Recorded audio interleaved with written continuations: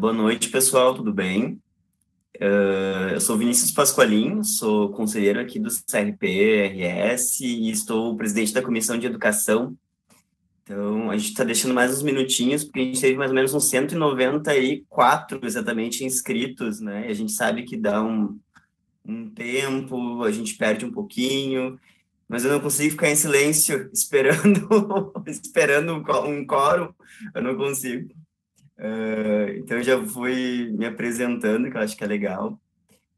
Dar boa noite para ti, Aline. A Aline é nossa jornalista aqui do Conselho, que está nos auxiliando hoje. O Regis fez uma pergunta ali, Aline, que eu não sei responder. Ah, tá, o nome completo deve ser. Tá, obrigado, Aline. Quero agradecer as Fês, Sofia, né, o Jorge, por terem aceito assim, o convite para compor esse momento, né? Super importante e, enfim, é um, um desafio aí, não diria desafio, mas é o que a gente precisa, né, se apropriar de certas discussões, de discussões, né, e que a gente tem um compromisso aí com a educação. Eu estou escolhendo as palavras aqui para poder dar contexto, assim, de como é que surge esse encontro, né, e eu acho que a gente pode ir falando enquanto espera, enquanto a gente dá um tempinho, né? Já falei, estou começando, né? Não sei. Gurias. Tá, posso falar? Tá. Claro, o Vini, né? O Vini já se apresentou, ele super simpático, né? Nosso presidente, então um prazer tê-lo junto conosco. E oi, Jorge, seja bem-vindo. Jorge é um dos nossos convidados. Pode falar, Vini. A gente tem se debruçado, né, enquanto comissão de educação, acho que é legal dar um pouco, assim, um pouco da nossa construção que a gente tem feito, né? A psicologia com a educação, as discussões de psicologia com a educação, elas eram feitas pelo núcleo de educação que iniciou na Subsede Serra. Eu sempre conto essa história que eu acho que é importante, né? Teve o ano da educação pelo Conselho Federal de Psicologia e um grupo onde todos os conselhos se debruçaram, né, sobre a temática da psicologia com a educação, e um grupo da Serra, que a Simone Coel está aqui, né, Simone? Já deu uma boa noite ali, que faz parte também da comissão. O núcleo tem mais de 12 anos, é da Subsede Serra, e os núcleos de educação eles eram vinculados à Comissão de Políticas Públicas, né, dentro do Conselho de Psicologia. Nesses do núcleo da Subsede Serra se veio tentando mobilizar e abrir espaço para a discussão da psicologia com a educação. E aí, de uns 4, 5 anos para cá, se formou um núcleo de educação na sede, né? Onde está o pessoal, tive a oportunidade de poder passar um pouco pelo núcleo, passei bem a passar mesmo, né? E acabou vindo a gestão em frente de defesa da psicologia, fiquei com esse grupo maravilhoso que é o grupo da Comissão de Educação, assim, né? Eu digo maravilhoso porque, assim, é um grupo que acolhe, um grupo preocupado, um grupo que realmente ama e milita, assim, né, pela educação, e a gente entende toda a complexidade, né, que se tem ali. No início desse ano, com o final do ano passado, a Lei 13.935, que dispõe, né, da presença, da prestação de serviços do psicólogo e do assistente social na rede básica de educação, esse é o nosso desafio. A gente tem se mobilizado aí para tentar regulamentar essa lei, né, implementar essa lei, e a gente está com muito cuidado, né, para não retroceder aí 50 anos aí, né, de construção, né? É um momento que a gente é super necessário, vamos dizer assim, mas dependendo de como a gente entra nesse campo, a gente pode, sei lá, né, promover aí medicalização, violação de direitos, né, entre racismo, questões de gênero, transfobia, enfim, né. Então, a gente tem um momento de poder dialogar, entrar na rede de educação para poder fazer uma resistência aí ao que está sendo posto, né, à necropolítica, à medicalização, ao machismo, enfim. Então, a gente, enquanto esses núcleos, eles viraram comissão de educação, porque a gente descolou a educação da política pública por entender que educação é mais que uma política pública, né? Educação é subjetividade, educação é a formação dos sujeitos, e a gente não quer uma formação de sujeitos, a gente quer lutar por uma formação de sujeitos não assujeitados, né? Que promova subjetividades outras, né? Então, e conseguimos aí também um ganho, criar um núcleo de educação na subsede Centro-Oeste, né? O pessoal de Santa Maria está aí também, da regional, compondo, se mobilizando, discutindo qual é a concepção de educação, falando sobre a evolução da lei. E nessa crise existencial, que eu acho que é legal compartilhar, a gente, assim, núcleo, né? O que é a diferença de um núcleo por um... Qual a diferença do núcleo para a comissão, né? O núcleo ele vai reunir o pessoal, né? Os psicólogos daquela área, psicólogos daquela área, e vão se debruçar sobre a temática, sobre fazer psi, e vão promover ações, né, de orientação, fiscalização. Os núcleos sempre fizeram isso, produção de material, né? Eventos e tal. Agora, quando a gente vira comissão, a gente precisa se inserir em outros espaços, né? E os espaços que a gente tem se inserido são se articular com outros conselhos, falar com a Assembleia Legislativa, o território do Legislativo, né? A gente teve uma live dia 10 agora com o Fauston, que a gente pudesse falar que o Legislativo também é um território nosso, né? E o quanto que é importante a gente estar de olho aí nos PLs e o teor, né, que os PLs têm tido, né? Então a gente precisa se apropriar disso. E eu estava olhando, assim, para a gente poder, dando contexto, assim, né, que interessante. A gente estava falando da questão do legislativo, aí nós tivemos o evento das referências técnicas, né, os dois modos sobre a questão do referências técnicas para trabalhar a questão do racismo. Então, acho que as coisas veio meio que vindo a calhar, assim, né? Acho que o conselho se apropriando, assim, e não... Eu gostei muito da palavra da Simone Paulon, né? Não é que nos peguem pela mãozinha, mas que a gente possa se apropriar disso e vamos lá, né? A gente tem tido essa garra, assim, na Comissão de Educação. Então, paralelo a isso, com esse monte de demanda, né, que tem aparecido, porque a gente tem tido um discurso para dentro do Conselho sobre a questão dessa regulação da lei, né, e tem todas as outras pautas aí que estão caindo, né, que tá difícil aí, né, não estou feliz com os resultados das eleições de Porto Alegre, falo, né, fazer o quê? Mas a gente vai promovendo, então, esses espaços de discussão. Eu queria agradecer muito, assim, né, a Carol e a Laura que entraram na comissão de educação e super abraçaram, assim, e acabaram correndo atrás, né, quem que a gente procura, né, como é que a gente vai fazer, como é que a gente pensa, como é que a gente se articula, porque tem toda uma burocracia para fazer um evento, né, gente? Burocracia que eu digo, né? Fecha aqui, quem é quem, tal, o dia, o horário, se o setor de comunicação vai dar certo, então... E as meninas super toparam, assim, recém entrando no conselho. Eu acho legal dizer isso, porque todo que é lugar que a gente... Eu sempre digo isso. Quando eu era estudante e antes de entrar no conselho, eu não tinha noção do que era o conselho, né? Eu odiava o conselho é algo que... a anuidade é muito cara e ele não faz nada pela gente. Eu tinha isso na cabeça. E ao entrar no conselho, se o conselho funciona, né? O conselho funciona e ele precisa ser ocupado pela categoria. E eu sempre digo isso, qualquer pessoa, qualquer psicóloga que tiver alguma proposta, alguma ideia, alguma coisa para discutir, total liberdade de trazer para a gente poder desdobrar isso, né? Eu vi muito isso, assim, pela questão da lei, da evolução da lei, né? O Conselho Federal chamou os CRs para dialogar com os parlamentares, né? Eu tive a oportunidade de conversar com os 30 deputados federais do Rio Grande do Sul. Alguns legais, outros nem tanto, outros não queria ter conversado mesmo, né? Mas isso é um aprendizado, e a partir do momento a gente acho que é importante ir se apropriando, assim, do que é o conselho, da potência que é isso, que é esse espaço aqui. Então, eu queria agradecer de antemão, assim, gurias, obrigado por terem tomado a frente, assim, porque sempre uso as palavras da Simone, que já está há anos no conselho, que ela diz assim, né? O trabalho no conselho, ele sempre vai ser infinitamente maior do que a gente pode dar conta, né? E a gente sempre sente isso, às vezes, na comissão, né? A gente precisa dialogar sobre isso, a gente quer mais, né? Enfim. Obrigado, Jorge. Obrigado, Fernanda.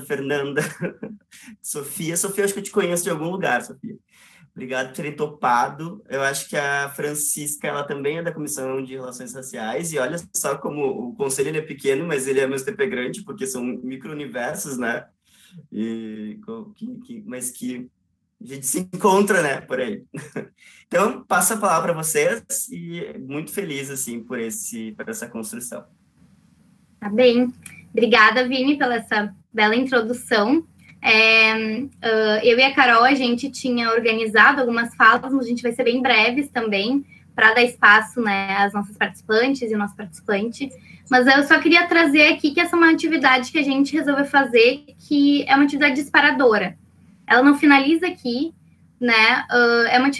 A temática dessa atividade, ela precisa ser transversal, ela precisa ser contínua, né? A gente precisa realmente se apropriar da temática, como o Vini estava trazendo, né, para que a gente possa repensar a educação à psicologia, né, uma atuação crítica da psicologia, aliada à luta antirracista. Então, isso eu acho que é muito importante, né, mencionar aqui também. E a gente trouxe, né, 3 psicólogas, um advogado, com experiências diferentes, mas vocês vão ver que as falas deles vão se complementar ao longo, né, da atividade. A gente tinha organizado também, ao final, um momento de perguntas, não sei se vai dar tempo, mas tudo bem, porque, como eu disse, né, essa atividade não se finaliza aqui, esse espaço, esperamos que possamos dar continuidade a ele em outras ações, né, no próximo ano. Esse ano já está acabando, né, mas que o próximo ano a gente siga se debruçando a essa temática, né. Então, obrigada. Acho que eu não me apresentei, mas eu sou a Laura, sou psicóloga, sou integrante da comissão. E é isso, agora vou passar a palavra também para a Carol, minha colega da comissão também.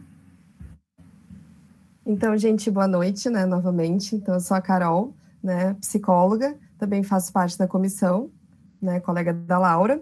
E, então, antes da gente começar, né, de fato, essa conversa, né, com os nossos convidados, eu gostaria de apresentar, né, cada um.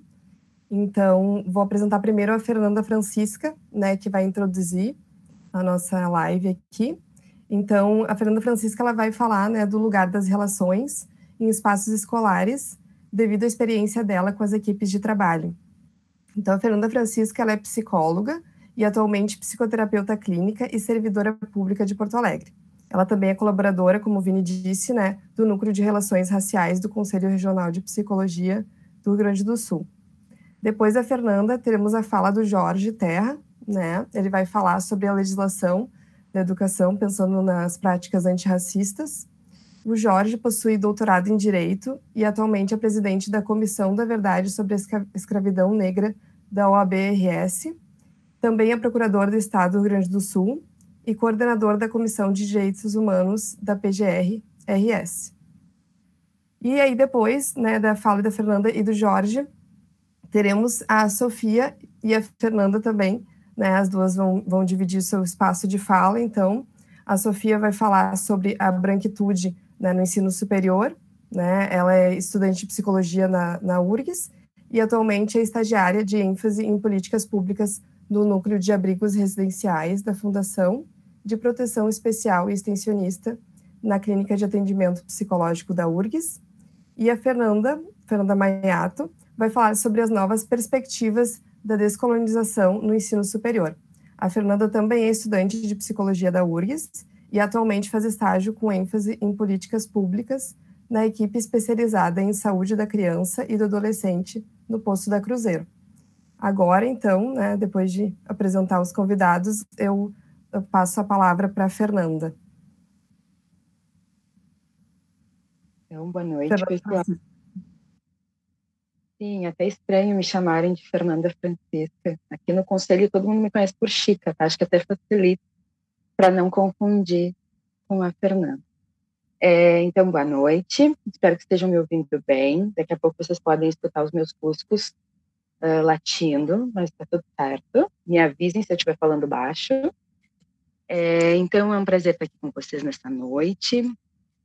Noite do dia 30 de novembro, então ainda estamos no mês da consciência negra. Muitas pessoas do ativismo nós chamamos de mês da paciência negra, porque, de certa forma, é um mês em que muitos espaços escolhem falar de raça de uma maneira, às vezes, responsável, pensando que já tinham uma agenda anual, e de outras maneiras nem tão responsável assim, em que no mês de novembro se fazem 5 milhões de eventos, 5 milhões de lives, e entra dezembro, é Natal, né? E daí a temática morre.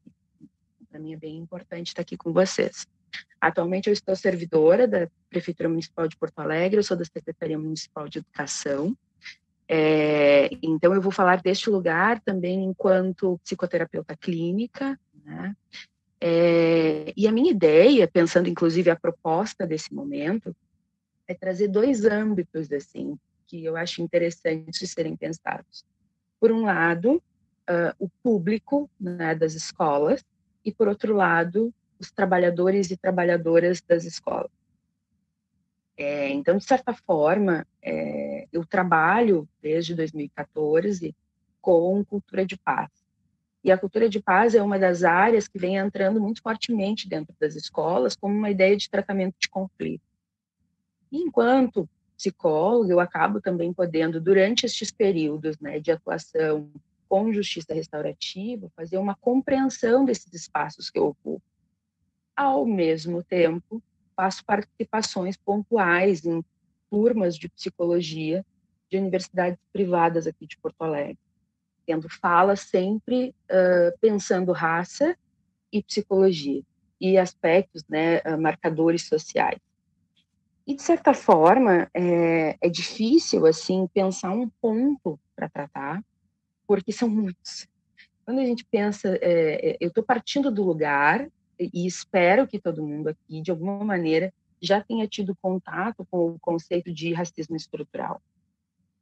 Porém, apesar de eu ter essa grande esperança, o que eu acabo encontrando em boa parte das minhas experiências são pessoas que raramente entendem o que significa racismo, quiçá racismo estrutural.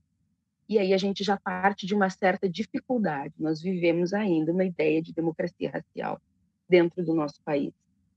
No geral, eu sou bem compreensiva, assim, né, enquanto ativista, no sentido das discussões, então venho com o meu coração aberto para discutir, mesmo sendo uma mulher negra, no sentido de que estou ok com perguntas, estou ok para fazer essa participação de uma maneira em que as pessoas se sintam confortáveis em dizer o que pensam, o que têm vontade de escurecer.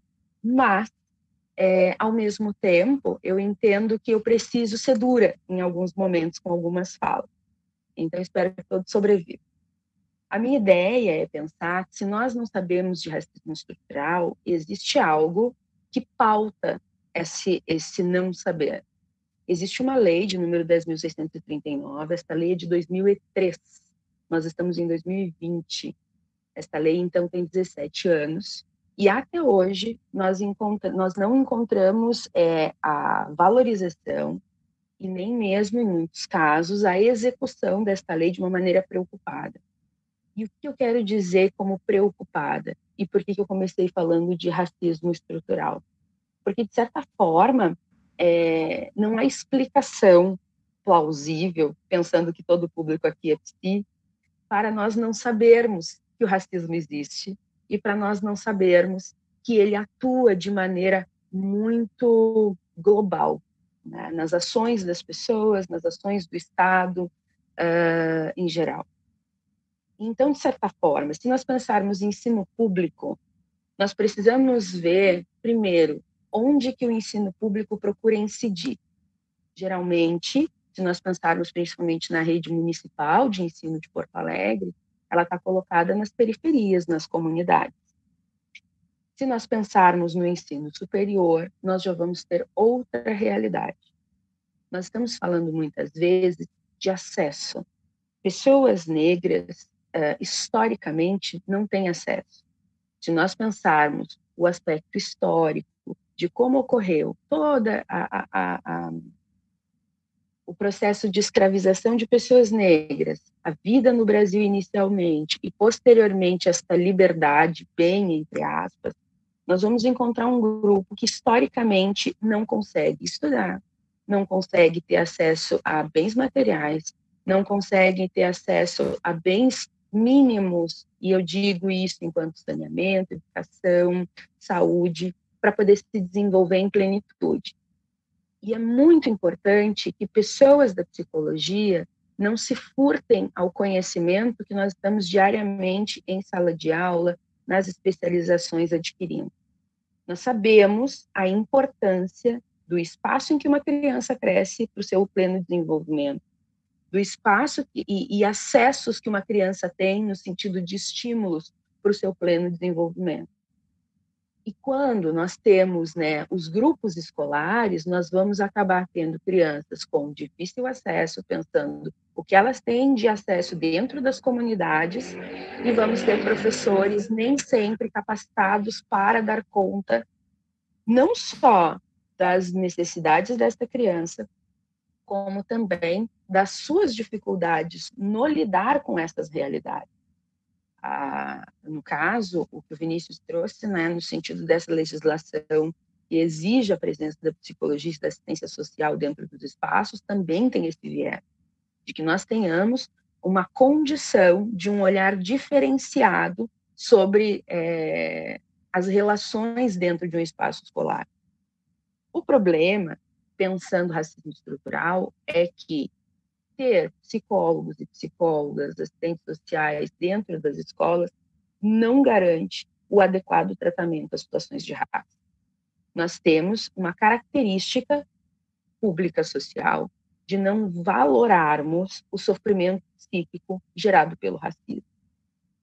Já escutei de pessoas acolhidas por psicólogos e psicólogas dentro do atendimento terapêutico, em que elas recebiam, né, falas como: mas será que isso não é impressão tua? Mas será que tu tem certeza que isso aconteceu? E outros tipos de intervenções indignas pensando a nossa profissão.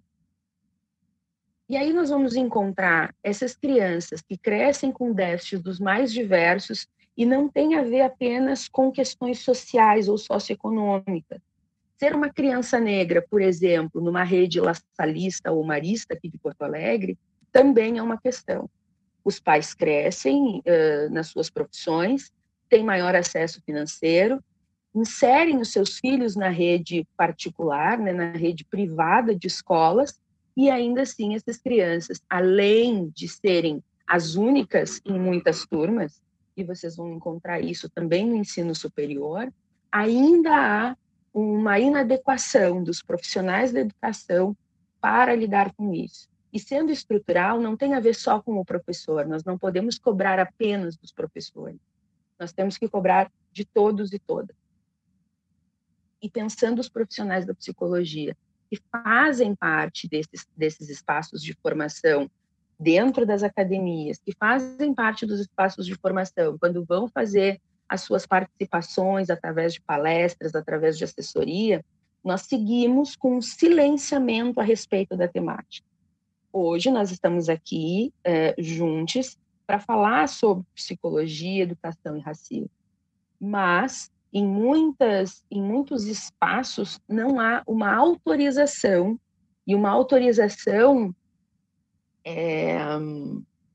moral para falar a respeito da temática.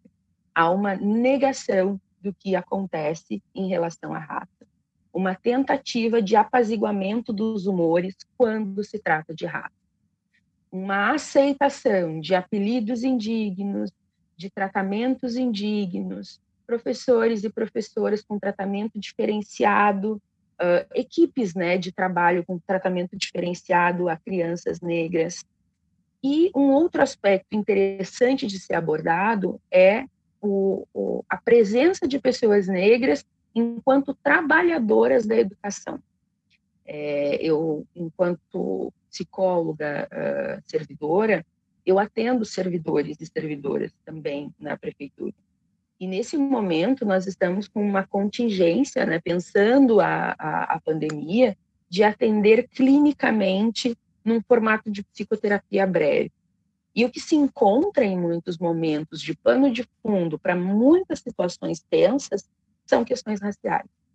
E uma dificuldade muito grande dos grupos em tratarem a temática. Então, nós temos educadores e educadoras que cresceram vivendo os seus traumas em relação à sua raça, à sua cor, ingressando muitas vezes, então, no ensino superior por N motivos, né, nas mais diversas áreas. E eu digo N motivos porque, pensando a ideia de descolonização, nós precisamos começar a olhar o ensino superior como uma opção e não como a única opção. De certa forma, os valores, né, civilizatórios afro-brasileiros falam de um conhecimento ancestral que não precisa de um título acadêmico para ser valorizado. Então, de certa forma, o que nós fazemos nas academias pode ter muito valor, pensando a ideia de ciência, pensando a ideia de universalização de conhecimentos. Porém, nós temos sabedores, né? A gente tem sábios e sábias nas comunidades que, sim, vão dar conta, às vezes, de uma maneira mais acolhedora do que profissionais graduados.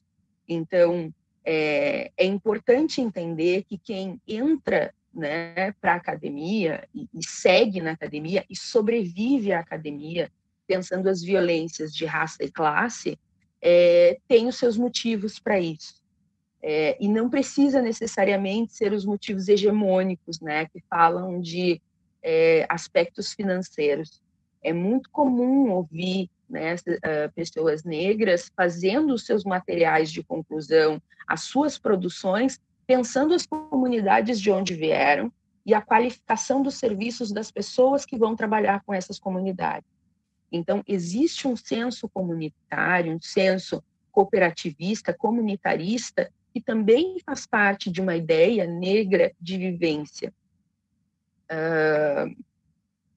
E aí nós estamos falando de uma busca de equidade em muitos momentos. Não é possível igualdade. Em um país como o Brasil, em que alguns grupos étnicos receberam incentivo para estar nessa terra e outros grupos étnicos viveram a barbárie no sentido de uma tentativa de apagamento da história, nós vamos ter diferenças de lugares de partida.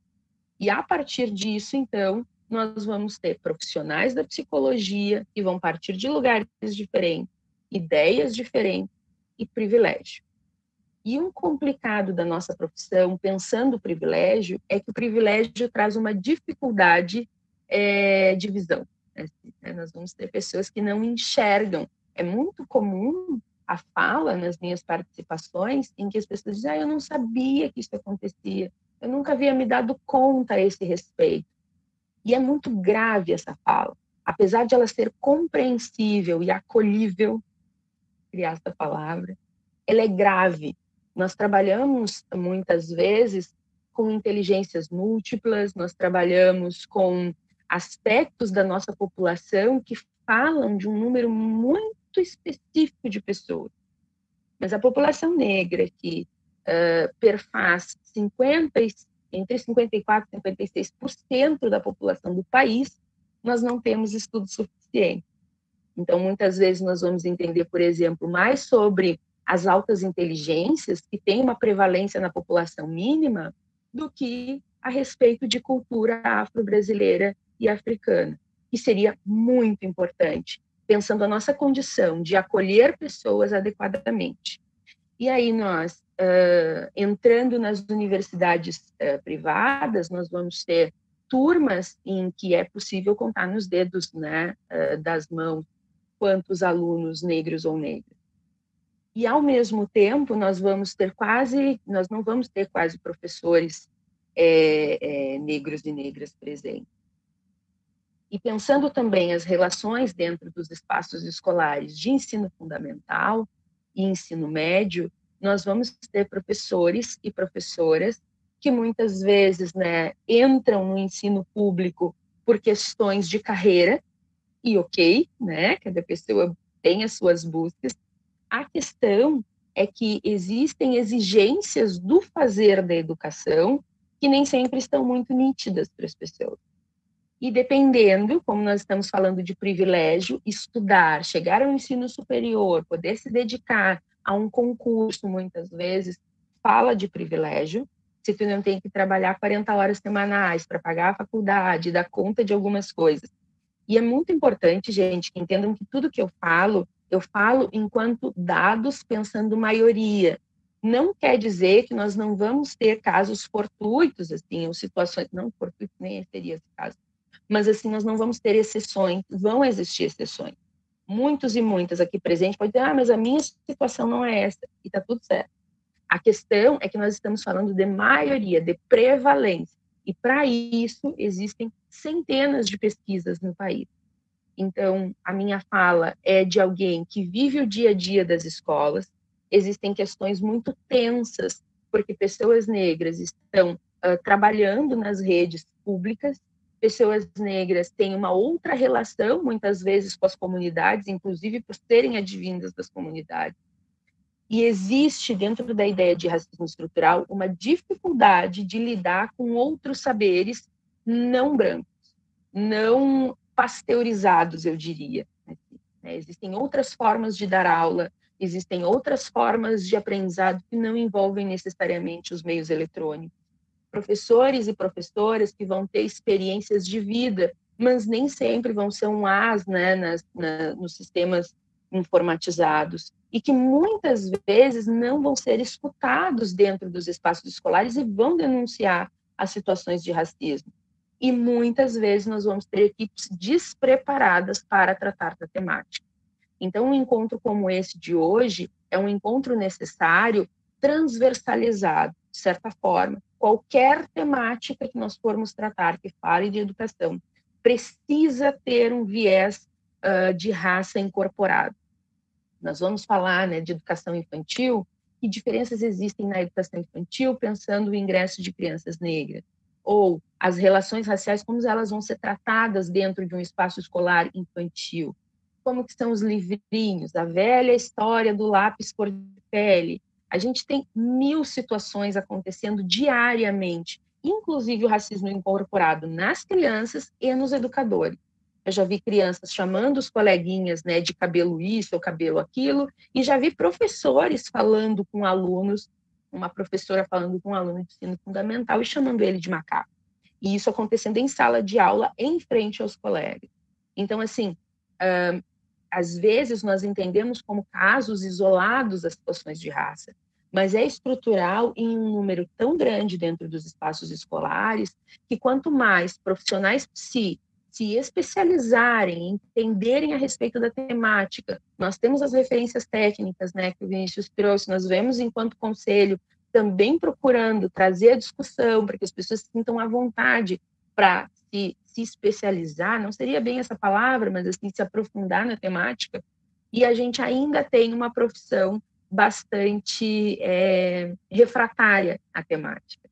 Então, são esforços pessoais necessários de estudos, mas, ao mesmo tempo, é sempre importante se reunir. Eu acredito fortemente nisso. Então, eu procurei fazer uma fala generalista, mas eu espero que a gente possa discutir de alguma maneira ao final. Obrigada. Te agradeço, Chica, então, né, pela tua fala, super importante, assim, e também quero poder abrir mais espaço, né, e tempo para vocês falarem, para a gente não atrasar, mas te agradeço muito, né, por tu poder estar aqui. A gente sabe que também é difícil, né, principalmente nesse momento, né, no final do ano, e acredito que para mim e para todos que estão aqui presentes é muito importante poder te ouvir, né, então acredito que essa noite seja uma noite de aprendizados também. E agora eu passo a palavra para o Jorge. Boa noite, eu agradeço ao convite do Conselho, em especial a Carolina, né? E passo de imediato a minha fala. Eu queria dizer que a psicologia tem muito a contribuir para o enfrentamento dos fenômenos raciais, né? Fenômenos raciais seriam o racismo, o preconceito racial, os estereótipos raciais e os vieses raciais, né? Falta-nos muito conhecimento, e a psicologia pode nos auxiliar nisso, né? Na construção da minha tese, né, que eu concluí ano passado, me socorri muito de artigos de psicólogos, sobretudo psicólogos sociais, né, porque ele estava preocupado com a questão de tomadas de decisão. Bom, mas vou partir, então, do pressuposto, definir primeiro alguns conceitos rapidamente. Então, quando eu estiver falando de racismo, eu estou falando de falsa hierarquia de raças e de culturas. Esse racismo ele pode se apresentar de uma maneira segregacionista, que a cada dia vemos menos, né? Ou de uma maneira assimilacionista, que a pessoa talvez até nem fale em raça, mas fala em cultura, fala em comportamento, identificando determinados grupos com comportamentos que, na visão dela, seriam inadequados. Estereótipos são quando eu tomo uma característica da pessoa, e que pode existir ou não, pode ser verdadeira ou não, e a partir daquela característica eu generalizo para tomar, para fazer julgamentos e para tomar decisões com relação àquela pessoa. Isso é muito comum com relação a estereótipos nacionais, né? A gente diz, o brasileiro mas o francês... Bom, a gente está falando de milhões de pessoas, né? A gente não é igual, eu não sou igual nem a minha irmã. Minha irmã é baixinha, eu sou alto. Ela canta, eu não sei cantar. Ela dança, eu danço. O que eu faço nem dá para chamar de dançar. Então, e a gente tem a crença, né, de que é possível tomar uma característica para generalizar todo um país ou todo um grupo racial, né? Bom, e os vieses. Sobre os vieses, tem muito artigo, tem muito material de psicólogos escrevendo sobre vieses raciais, né? Pelo menos eu, na doutrina norte-americana, inglesa também. E o que seria isso? Seria uma distorção, né? Seria um pensamento tendencioso. Eu posso dar um exemplo prático. Nós tivemos... eu coordeno a Comissão de Direitos Humanos da PGE. Então, eu e um colega da Comissão de Direitos Humanos e mais a nossa assessora vamos ter uma reunião em uma secretaria. E estamos conversando com o professor e depois entrou o diretor. O diretor veio, falou, nós não o conhecíamos, foi apresentado, começou a falar.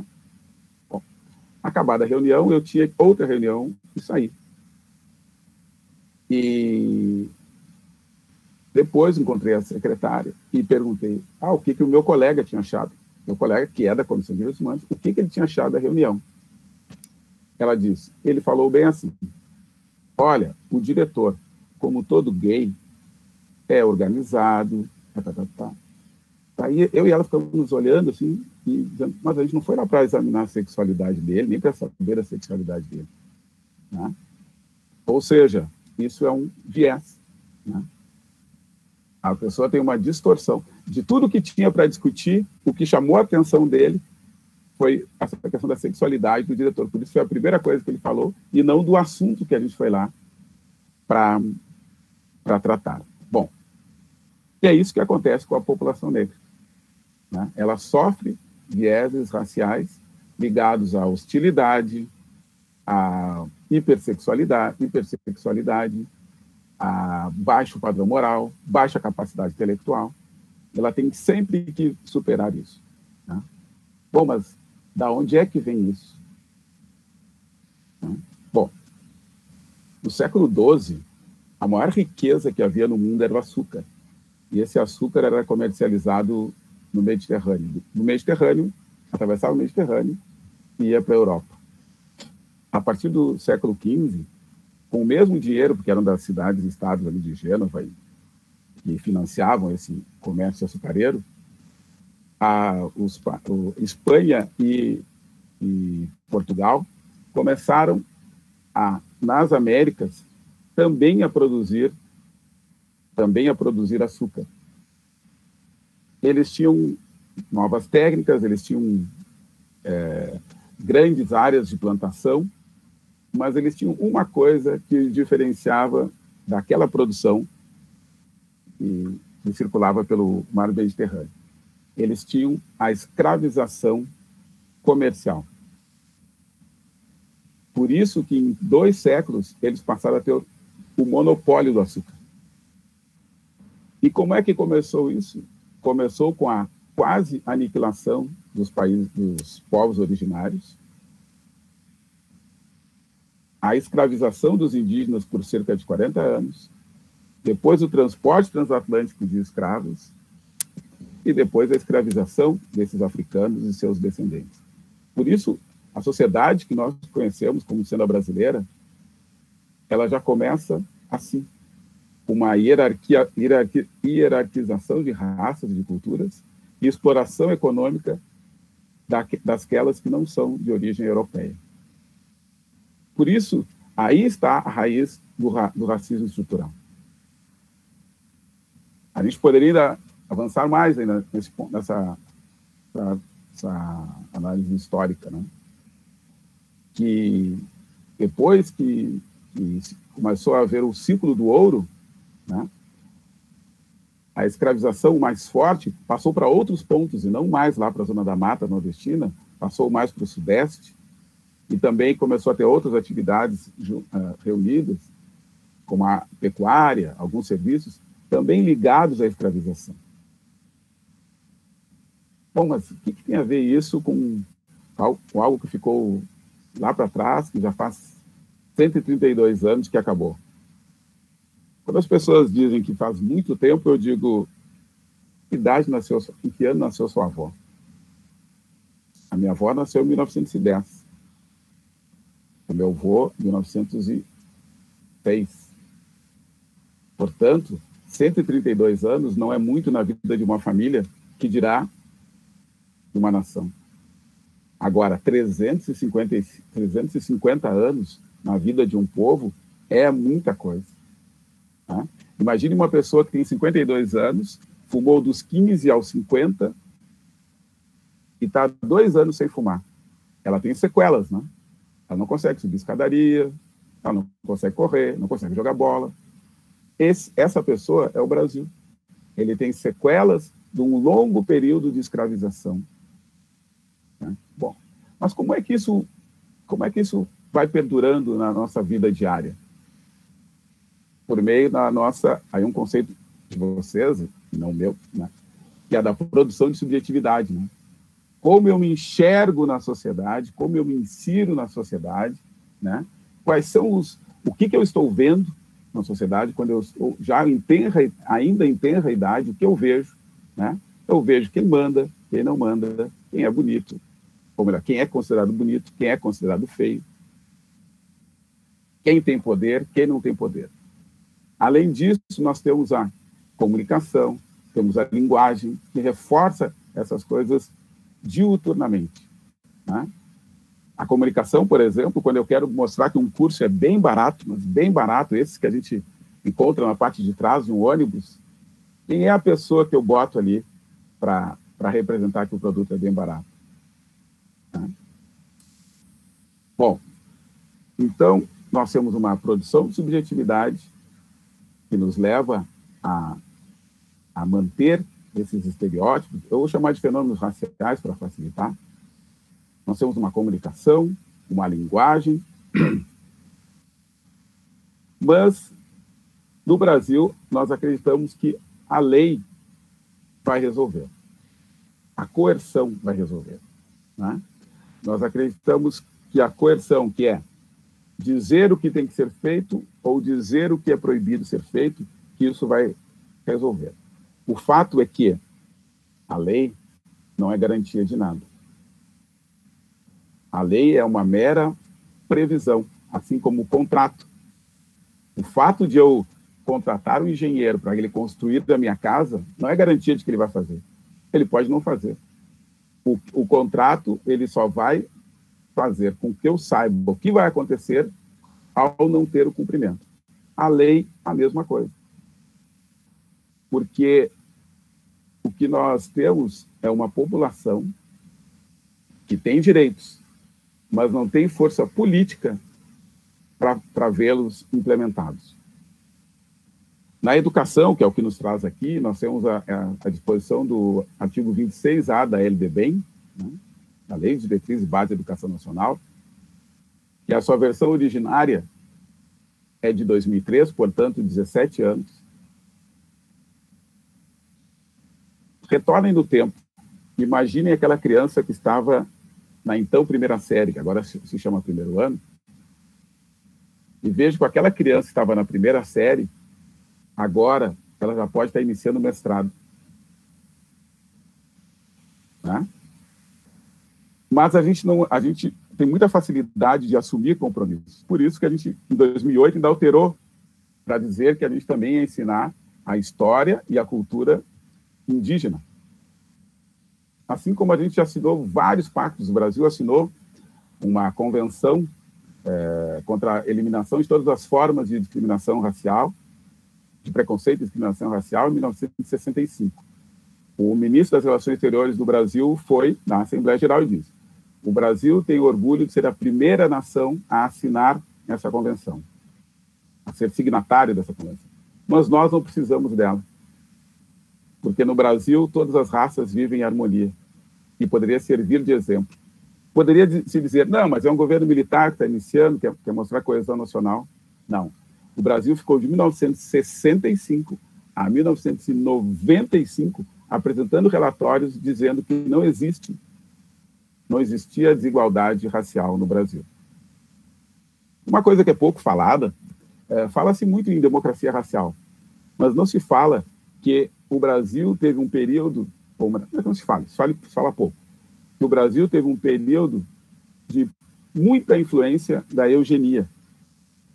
Nós, inclusive, temos duas constituições, de 34 e de 37. A de 34, vocês vão ver rasgados elogios aos constitucionalistas. Ainda vão dizer, olha, porque instituiu o voto feminino, Mas, ao mesmo tempo, essa mesma Constituição tinha um artigo 138 que dispunha: a União, os estados e os municípios estimularão a educação eugênica. Foi um período em que havia associações de eugenistas, médicos, advogados, políticos. Era um grupo grande e extremamente influente. E essa foi uma influência que é recente. Foi dos anos 30 até 1945, 46, com a nova Constituição. Bom, mas o que a gente poderia fazer? Né? O que a gente poderia repensar? Porque normalmente a gente diz, a solução está na lei, ou a gente diz, a solução está nas políticas públicas, não é isso? Bom, como é que se estrutura uma política pública?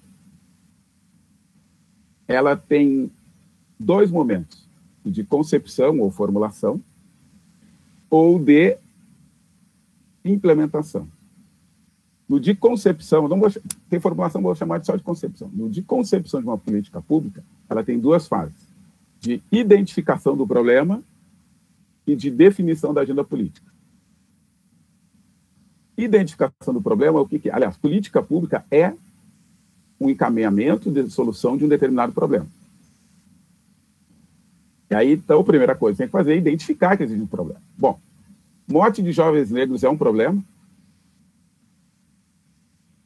Deveria ser. A quantidade de pessoas que morrem, já foram verificados que morrem no Brasil jovens negros em quantidade maior do que os 12 maiores conflitos do mundo.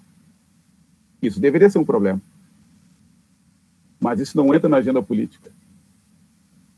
Vocês não vão encontrar nenhuma atitude prática realmente que enfrente essa questão. Bom, se a gente não consegue considerar, se o poder público não consegue considerar isso como um problema, para entrar na agenda política, que é o passo seguinte, tendo 3% de deputados, né? Tendo 0, tantos no Senado,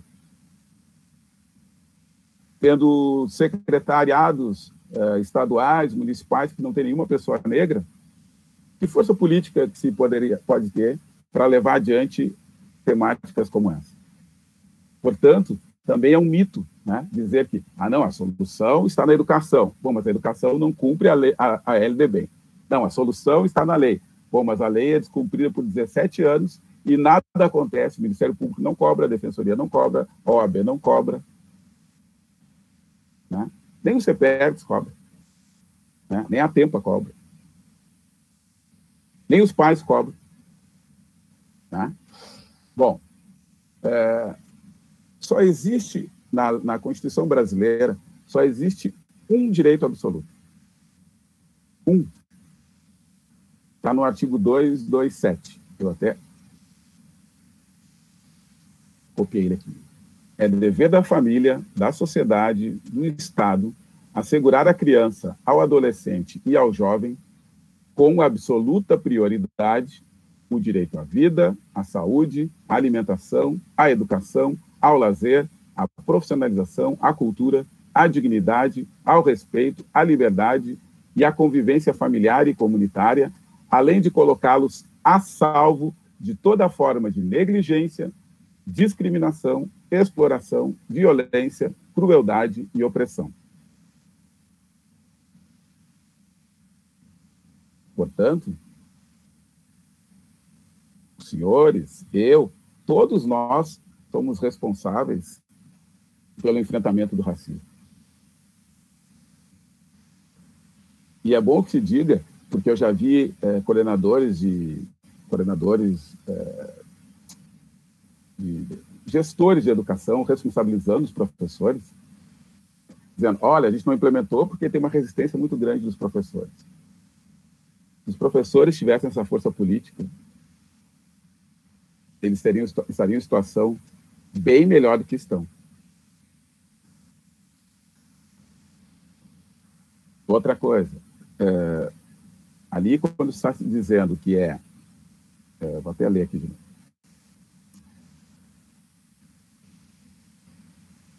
Aqui. Está dito assim. Nos estabelecimentos de ensino fundamental e de ensino médio, públicos e privados, torna-se obrigatório o estudo da história e cultura afro-brasileira e indígena. O conteúdo programático a que se refere esse artigo incluirá diversos aspectos da história e da cultura que caracterizam a formação da população brasileira. Bom, eu estou falando, ou melhor, se a lei está dispondo sobre ensino, currículo, um professor forma o currículo? Não. Quem define o conteúdo programático não é o professor. Portanto, a lei está destinada ao gestor de educação. Ela está destinada ao secretário de educação, aos prefeitos, aos governadores, aos conselhos de educação.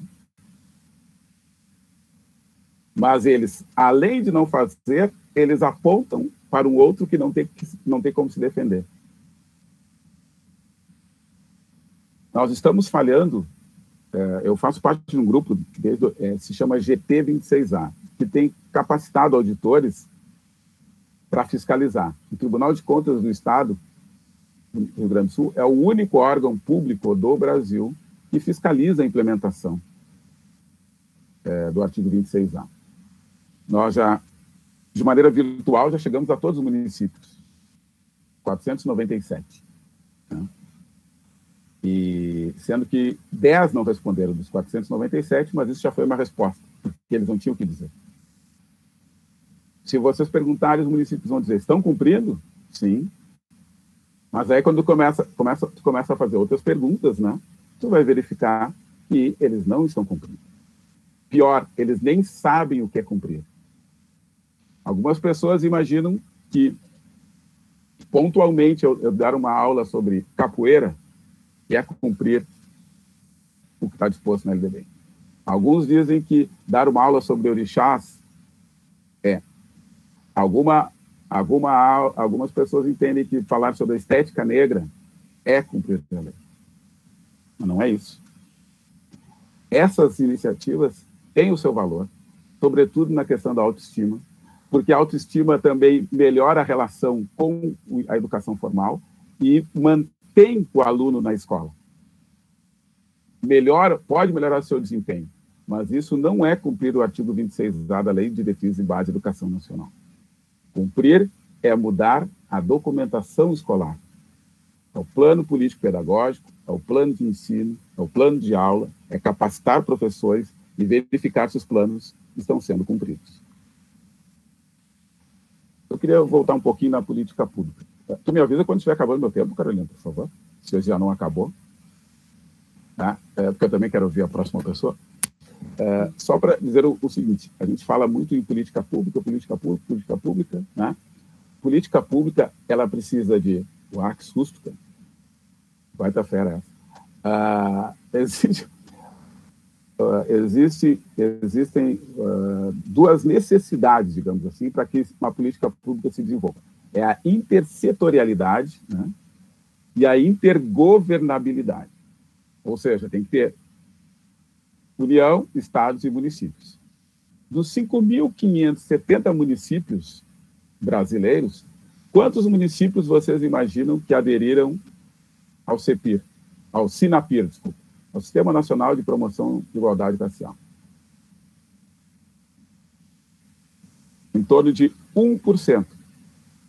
62 dos 5.570 municípios. E no nível mais baixo, existe o intermediário, tal. Dos 26 estados, 17, e mais o Distrito Federal. Há como realizar uma política pública de caráter racial ou de caráter universalista, mas que dialoga com a questão racial, como, por exemplo, a segurança? Não. Vamos aproveitar que a gente está no momento de eleição, né? As pessoas imaginam, não, mas se ganhar aquele partido, aí a questão racial vai ser tratada, né? A estrutura do governo, no estado, do governo da Ieda, do governo do Rigoto, do governo do Tarso, do governo do Sartori e no governo do Eduardo Leite, é exatamente a mesma. É uma pessoa na coordenadoria de igualdade racial e abaixo dela, acertaram, ninguém. Ela coordena ninguém. Para dar conta de todo o Estado. E, ao mesmo tempo, lá nessa secretaria, que é a Secretaria da Justiça e Direitos Humanos, que ela trata da questão, também da questão negra, porque ela trata de várias questões, né? Tem o idoso, a mulher, a comunidade LGBT, a pessoa com deficiência. Ao mesmo tempo que essa secretaria trata sobre a questão racial, tem outras secretarias que também tratam. E não conversam umas com as outras. Né? Na Secretaria da Agricultura, eles tratam com quilombolas e indígenas. Na Secretaria da Justiça, também tratam com quilombolas e indígenas. Mas não se conversam e muitas das vezes são, politicamente, são os mais opostos. Porque quem lida com direitos humanos não é o mesmo pessoal que lida com o agronegócio. O agronegócio tem uma visão totalmente diferente. E os governos convivem com isso. Eu trabalhei 6 anos com processos de saúde. Eu nunca tive contato com um setor que trata de saúde da população negra. Então, e agora vocês devem ter visto, quando teve pandemia, não, durante a pandemia, que muito embora tenha uma portaria do Ministério da Saúde que obriga a registrar raça-cor, que não estavam fazendo isso, né? Se vocês lessem os boletins epidemiológicos da Secretaria Estadual, que reuniu todos os estados, vocês vão ver que as infecções de pardos e negros somadas eram inferiores aos não informados. Né? Portanto, a gente tem um desafio muito grande, né, E esse desafio, ele não pode ser assumido por ninguém sozinho. Se nós entendermos que o racismo é estrutural, né, o combate a ele também tem que ser estrutural. Ele também tem que ser, se o racismo é sistemático, o combate a ele também tem que ser sistemático. Por isso que eu acredito muito em planejamento. Eu não acredito em improviso. Eu não acredito em, agora morreu, foi morto o engenheiro meu Deus, em Marau, né? Foi morto pela polícia. Aí cria-se um grupo para tratar dessa questão. Pô, mas não adianta, eu não vou conseguir criar uma ilha na segurança e ter racismo em todos os outros domínios, né? Por isso, eu acredito nisso.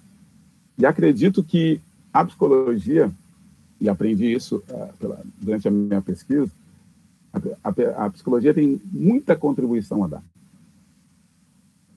Por conta de que tem coisas que, sobretudo com relação aos vieses implícitos, né? Que são aqueles que não estão nós não temos ciência deles, mas que influenciam nas nossas tomadas de decisão. E nos nossos julgamentos, tomadas de decisão. Sobretudo quando são processos automáticos, né? Por isso que tem aqueles testes de vieses implícitos, né? Já devem ter feito, né? Que eles pedem que a gente responda rápido para que a gente manifeste aí esses nossos vieses. Eu não consigo enxergar uma mudança sem a atuação de vocês. Não consigo enxergar essa mudança no direito, por exemplo. Nós estudamos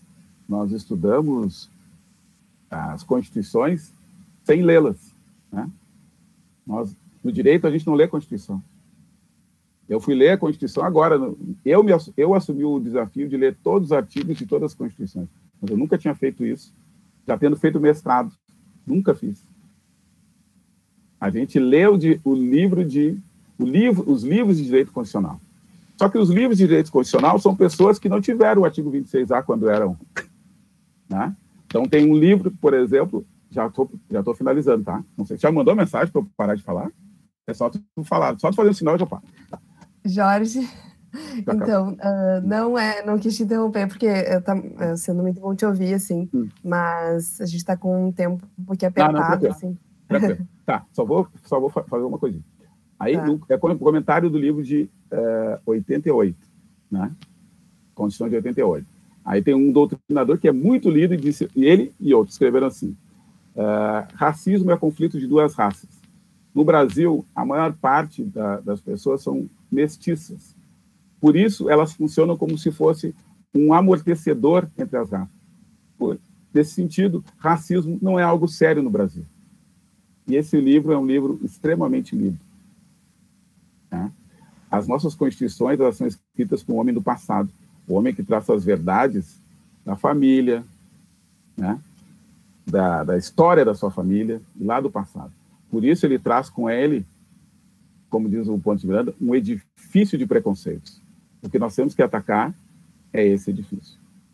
Obrigado. Nós te agradecemos, Jorge, muito bom te ouvir, né? Um privilégio poder estar aqui, né, mediando essa discussão. E, então, dando seguimento, né, para a gente ter esse tempo também de ouvir, né, as meninas, a Sofia e a Fernanda. Então, deixo a fala agora com vocês.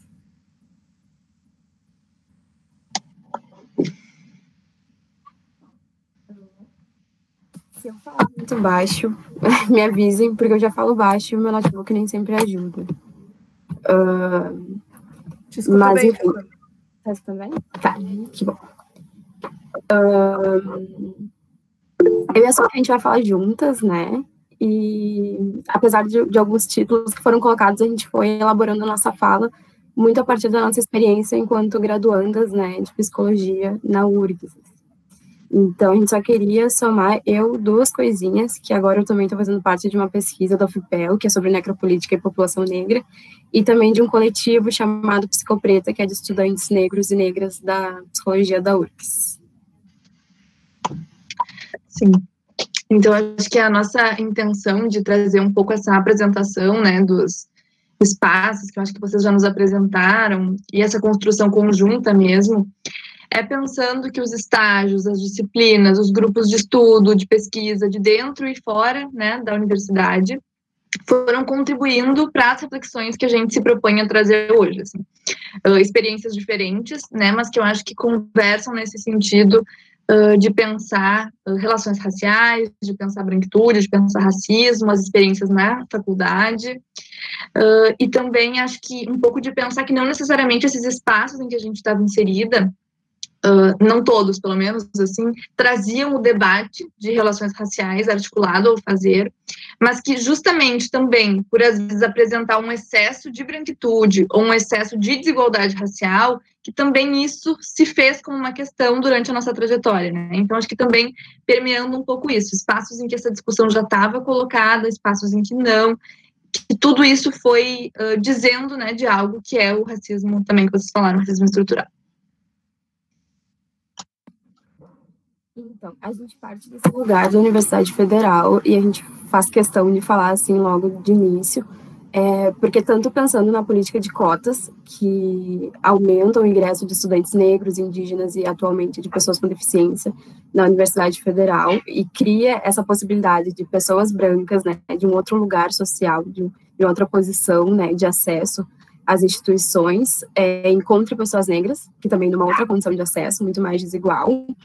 Então, para além desse encontro que acontece nas universidades federais, né, também tem todo um compromisso ético-político, né, que interesses estão em jogo, né, numa educação que se passa numa universidade pública federal, né. Então, a gente acha importante demarcar esse espaço na nossa fala. Sim, e acho que também um pouco nessa linha, pensar, tem uma teórica da branquitude muito importante no Brasil, que é Maria Aparecida Bento, e escutei ela falando há pouco do quanto algumas pessoas brancas, que agora têm se proposto a falar sobre relações raciais, né, alguns de nós pensando branquitude, né, como também tenho pensado, e aí algumas pessoas têm perguntado assim, isso é moda, né, o que tá acontecendo? E daí a Cida Bento diz assim, não é moda coisa nenhuma, né, são as pessoas negras, é o movimento negro que está pautando isso há anos e que agora está se tornando inviável continuar do jeito que estava, né, para algumas pessoas, pelo menos, brancas. Então, ela usa o termo assim, né, as pessoas brancas foram colocadas contra a parede. E eu acho que isso é interessante também da gente pensar algumas discussões que a gente vai trazer. Então, a partir desse lugar da Universidade Federal, a gente vai pensar muito, assim, que a gente vai passar, basicamente, o encontro se apresentando e falando, né, desses espaços, de uma certa análise de implicação desses espaços. Mas pensar o lugar da educação da Universidade Federal como um lugar de coexistência, né, de uma dimensão que ela é violenta, racialmente falando. Então, não é como se a Universidade Federal fosse um lugar perfeito, isento dessas discussões. E eu acho que isso também é interessante, né, pelo que o Jorge falou, de, partidos de esquerda, de direita, a gente até estava pensando um pouco sobre isso, né, lugares, espaços, lógicas que têm uma certa pretensão progressista, e mesmo assim a lógica racista segue, assim, se mantém, né. Então, a gente fala desse lugar da universidade como um lugar de coexistência, assim, que é um lugar onde existe violência, mas também, por outro lado, que possibilita reflexões, né? Então, é um lugar bastante fértil para as discussões, para as análises possíveis acerca do racismo, da raça. Inclusive, né, se a gente está hoje falando aqui, tem a ver com o quanto foi produzido nesse espaço, né, do ensino superior.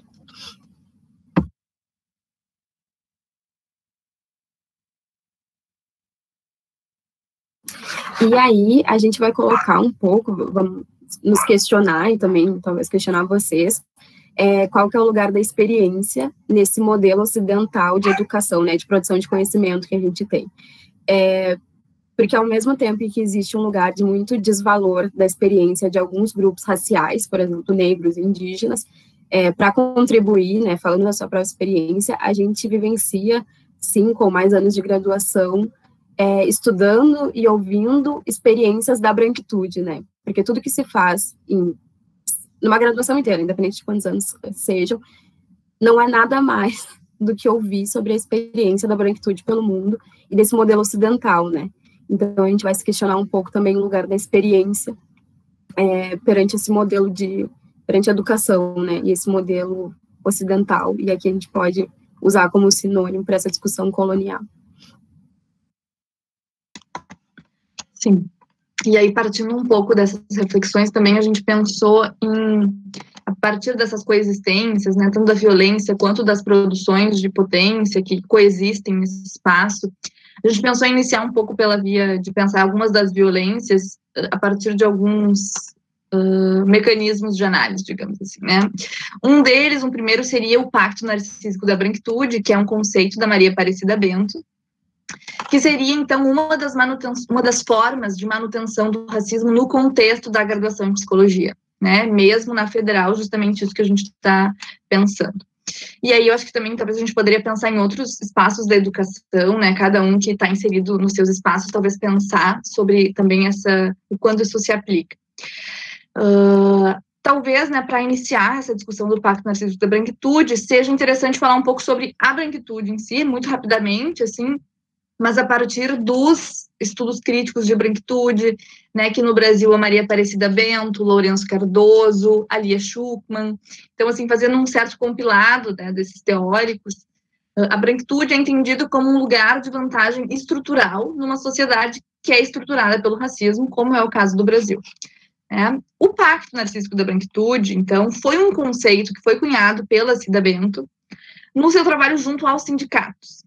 Isso que eu acho que é interessante de trazer, assim, porque são lugares progressistas em que ali tinha uma discussão de classe e de gênero, e aí ela cunha esse conceito justamente ao se deparar com a ausência de uma reflexão crítica acerca da branquitude nesses espaços. Ou seja, quando se falava em desigualdade racial, em racismo, até se falava, né? Se pensava no lugar ocupado pelas pessoas negras e que isso advinha da escravização.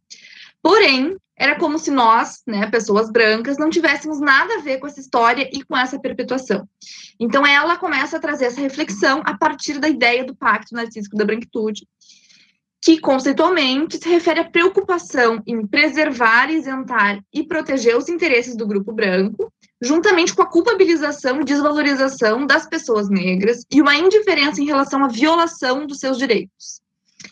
E aí, partindo do conceito, né, uma das experiências que a gente teve, né, ou que eu tive também, dos pactos na graduação em psicologia, eu acho que uma coisa que é muito evidente é do quanto, por mais que essa já não seja a única regra, né, ou a única possibilidade atualmente na universidade, ainda tem espaços dentro da universidade e fora também, com certeza, né, de formação em psicologia, em que tem só pessoas brancas, que se relacionam só com pessoas brancas, que são orientadas, supervisionadas, ensinadas só por pessoas brancas, lendo só autores brancos. Né? É repetitivo, assim, mas acho que até a repetição ela também tem essa função, né? Assim, da gente realmente poder olhar para isso que acontece. E aí, isso se dá sem nenhum ou quase nenhum estranhamento. Né? E justamente quem vem denunciando esse pacto e reivindicando espaços menos monocromáticos são as estudantes negros e indígenas. Então, acho que isso é bem importante de trazer para a reflexão. E outro conceito assim, que a gente vai trazer para nos acompanhar nessa conversa, que seria, né, a possibilidade de pensar esse pacto na educação, o Pacto Narcísico da Branquitude na educação. Uma das possibilidades é o conceito de epistemicídio, né, que é do Boaventura, de Santos Souza, e que a Sueli Carneiro, uma filósofa brasileira, faz o trabalho de trazer ele para a nossa realidade e para o contexto do racismo brasileiro, que é muito específico, né, que é muito cruel e que é muito específico. Assim. Então, esse conceito de epistemicídio, né, da morte do conhecimento, está ligado ao modo como esse modelo ocidental e colonial produz a morte, tanto do conhecimento de pessoas. Quando a Sueli traz, ela traz muito para o contexto de pessoas negras e indígenas, né? Então vai ser com isso, basicamente, que a gente vai trabalhar aqui em função de pensar o Brasil. Mas, então, para além da morte do conhecimento, é a morte da possibilidade das pessoas negras, indígenas, afrodiaspóricas e africanas se reconhecerem nesses lugares de produtores de conhecimento, assim, né, do lugar da produção de conhecimento. Então, para além da gente ter currículos onde não tem pessoas negras, basicamente, ou quando tem pontualmente uma pessoa negra, um autor, uma autora negra, você tem a incapacidade, né, o pacto ele é tão fechado que a gente não consegue enxergar, eu digo a gente, mas se referindo mais às pessoas brancas, assim, as pessoas negras e indígenas enquanto produtoras de conhecimento, né, enquanto reflexões válidas, enquanto epistemologias e ontologias que, enfim, importantes também, né, na contribuição da história da humanidade. E isso também é uma forma, acho que a Sofia vai falar um pouco mais, mas é uma forma de desumanizar, porque além da ponta, então, de currículos onde não tem pessoas negras, a gente tira a capacidade de seres similares a pessoas pensarem, né, então a gente retira a humanidade, né, a gente despersonaliza aquelas pessoas, porque a gente separa a condição de sujeitos pensantes, de sujeitos que propõem reflexões, de sujeitos que propõem conhecimentos. Então, a base do epistemicídio seria uma desumanização das pessoas africanas, afrodiaspóricas, indígenas. Sim, tem uma reflexão que eu acho que é muito pertinente, né, que a gente vinha pensando, que é da Catiúcia Ribeiro, uma filósofa, e ela diz que o epistemicídio chega antes da bala, chega antes da corrente, chega antes das violências e das desigualdades. Então, muito por essa via que a Fê já trouxe, né, desse lugar que é colocado da desumanização, então, do quanto isso, o epistemicídio como um dos alicerces mesmo, né, que embasam o racismo, que fazem parte, que retroalimentam, e eu acho que está muito ligado ao contexto da educação, né, quando a gente fala em educação, acho que o racismo se apresenta muito através do epistemicídio, dentre outras violências também. E aí uma outra reflexão que eu acho que é interessante também, importante, bastante urgente, é a reflexão sobre os efeitos do epistemicídio para nós, pessoas brancas, né? O que eu quero dizer com isso? Assim, no sentido de que o epistemicídio, ele justamente, ao propiciar essa desumanização, né, das pessoas negras, das pessoas indígenas, a gente se vê o tempo todo nesse lugar único e absoluto de saber, né? Então, nesse lugar de quem produz, de quem sabe, e a gente se vê o tempo todo. Então, justamente pensar o epistemicídio é também pensar esses efeitos de uma reiteração do racismo, né, que a gente está ali o tempo todo produzindo. Então, até tem uma leitura do Frantz Fanon, que ele traz acerca do complexo de superioridade que se dá a partir da colonização, né, em pessoas brancas. E justamente, eu acho que, ao falar sobre o epistemicídio, eu acho que justamente é isso, né, essa reiteração dessa ideia de uma superioridade branca que está o tempo todo ali colocada.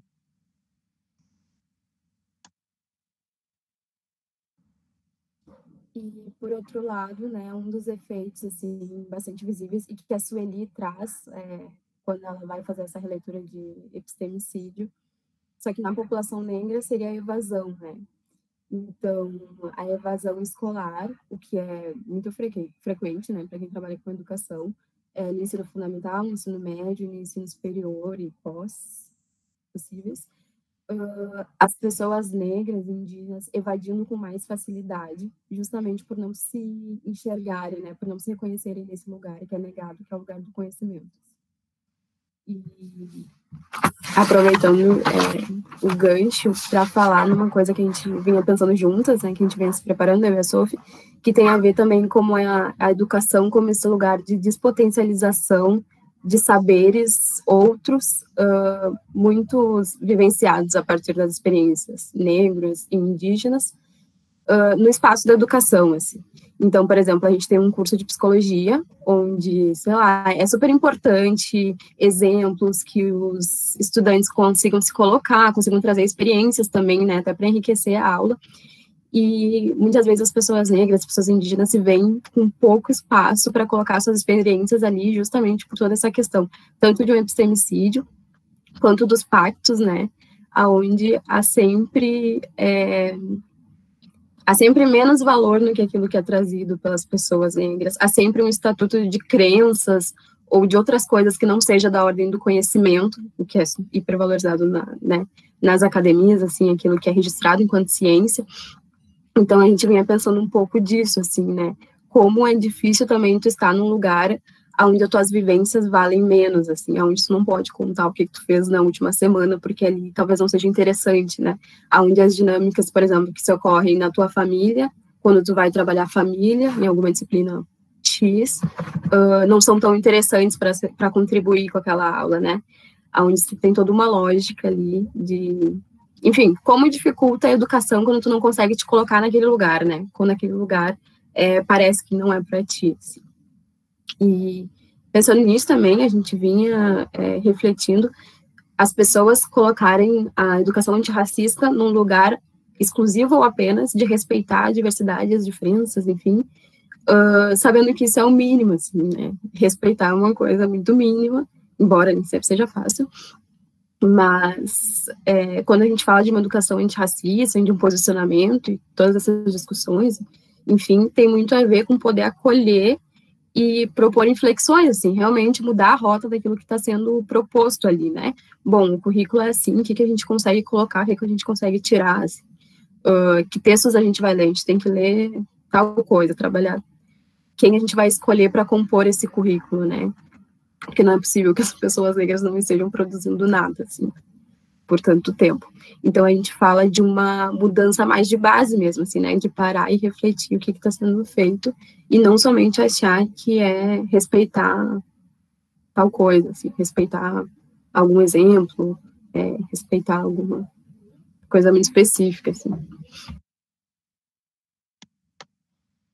Sim, e eu acho que nessa linha também da educação antirracista, o professor Renato Nogueira, ele traz importantes reflexões para a educação através da proposta de denegrir a educação, né? Tem um texto que é bem acessível, assim, para pesquisar, e tem uma fala que ele faz de que, muitas vezes, a proposta da educação antirracista, ela é tomada como um tema, né, ou como uma coisa pontual, localizada e estrangeira, né, que eu acho que os colegas de mesa também já abordaram, assim, que eu acho que é a importância de, obviamente, com racismo estrutural, não tem como tomar como uma coisa pontual, né? Enfim, tem que ser uma coisa a todo momento, transversal, que faça parte, de fato, de uma agenda, né? De uma base mesmo, né? Não uma coisa pontual. Então, acho que isso também é uma questão interessante e pertinente para a educação, né?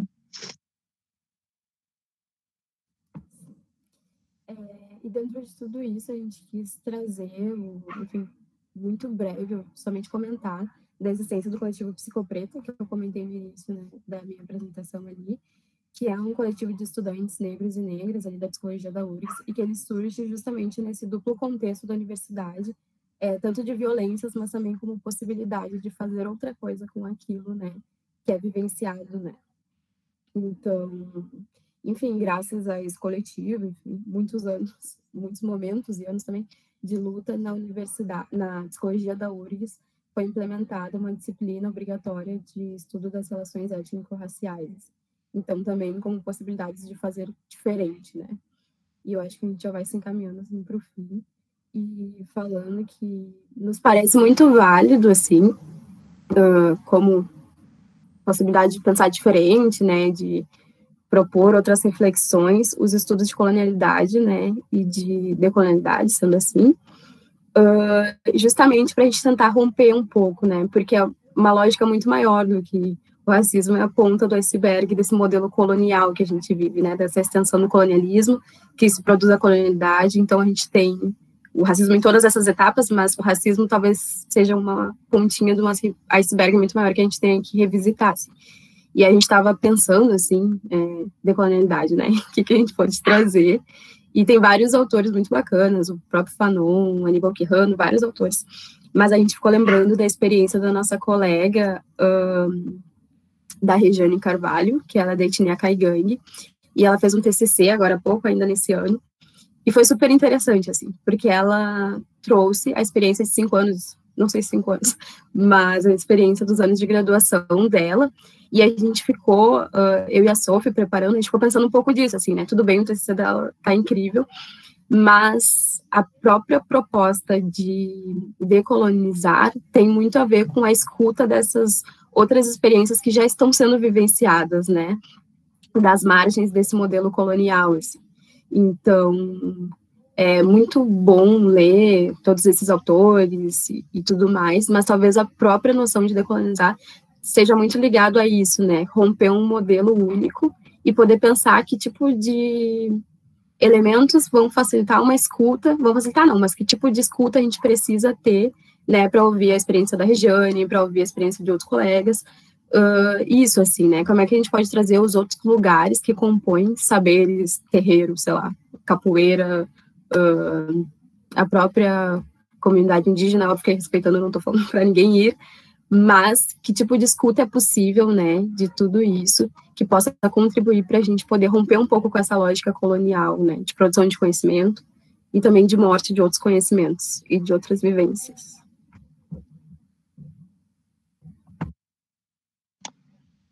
Então é isso. Muito obrigada pelo convite também. Adoramos estar aqui com vocês.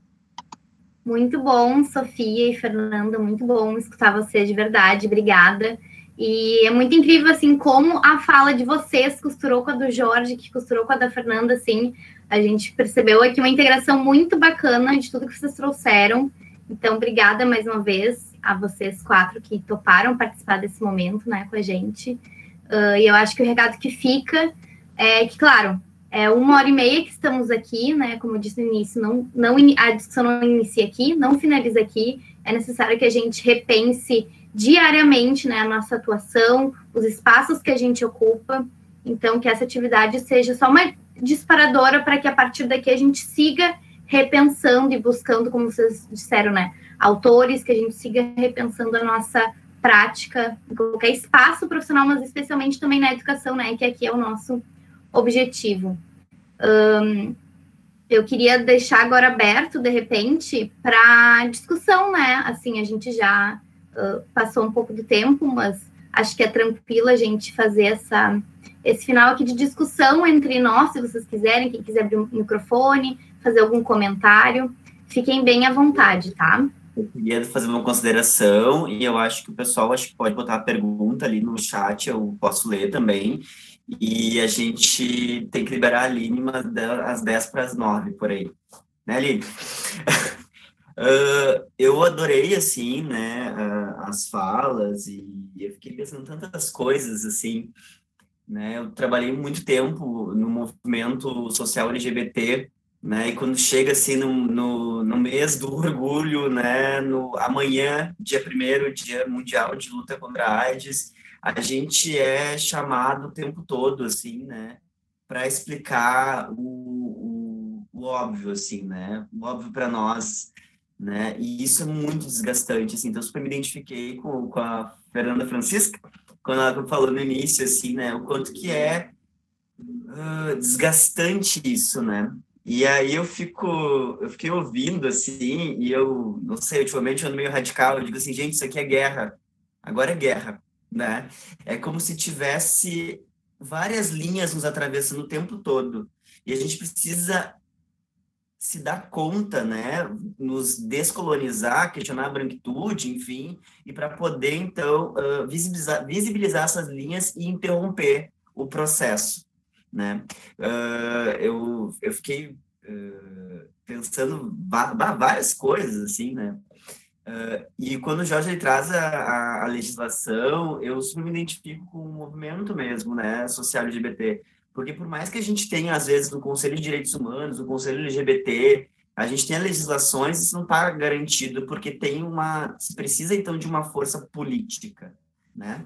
A gente, e acho que é sempre bom contextualizar, né? A gente tem a Constituição Federal de 88, a gente tem o Sistema Único de Saúde na década de 90, o conceito de intersetorialidade, né? Ele aparece ali na década de 90, o Jorge tinha colocado ali, né, a intersetorialidade e a intergovernabilidade, acho que é super importante. A gente tem toda uma legislação que tensiona para um pensamento em rede, assim, né? A gente fala na educação tanto assim, medicalização, a questão do reducionismo e tal. A gente precisa abrir essas coisas. Acho que trancou. eu me olho ali, tá, desculpa. A gente tem todo um amparo, assim, né, para poder olhar para isso. Eu fiquei lembrando, assim, um tempo que eu trabalhei no programa de saúde na escola e a gente tinha, na época, olha que interessante, numa época tu tinha que escolher uma comunidade ali, né, um território e construir junto as demandas do território. Aí mudou, né, depois do golpe ali, em 2017, mudou, então tu não construía mais um projeto com base na realidade, tu tem que cumprir metas. Olha que loucura. E aí uma das metas principais do programa de saúde na escola é trabalhar a questão racial. E aí uma enfermeira que coordenava o serviço no município que eu trabalhava, uma enfermeira branca, loira, ela dizia assim, apavorada, eu não sei como é que se trabalha racismo, mas eu tenho que trabalhar porque está escrito no programa. Então, olha só que são as coisas que vão aparecendo, né? Tô largando coisas assim, contribuições, para depois a gente poder pensar.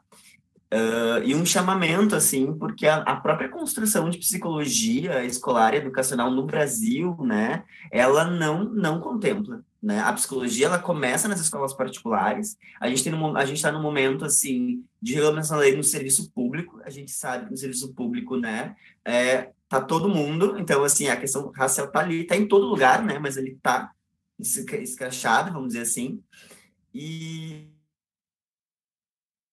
que ninguém falou da Bell Hooks, ninguém falou da Bell Hooks, né? Eu sou apaixonado pela Bell Hooks e até fui procurar um parágrafo assim para poder dividir com vocês,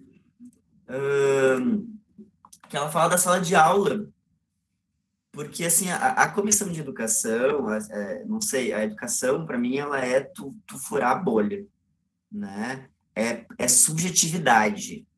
Né? É tu poder oportunizar que as pessoas saiam daquilo ali, né? Que as pessoas podem outrar, né? Então a educação é muito potente, né? Nesse sentido. Eu lembro muito a discussão no Instituto de Psicologia, quando veio a questão, e na própria URGS mesmo, quando veio a política de cotas, e entraram muitos estudantes, né? Isso corporificou a universidade e produziu uma outra coisa aí, e visibilizou muita coisa. Né? Então tem muita coisa muito potente assim a educação, né, e a sala de aula, o pensamento, enfim. Eu só vou citar e aí eu deixo as perguntas ali, porque senão eu me empolgo, né, gente? Tá no livro da Bell Hooks, Ensinando a Transgredir. Eu amo esse livro. Tem quem quiser ali manda aqui que eu digo depois, eu mando pro e-mail de vocês. Ela é de 2013, está na página 273, tá? A sala de aula, com todas as suas limitações, continua sendo um ambiente de possibilidades.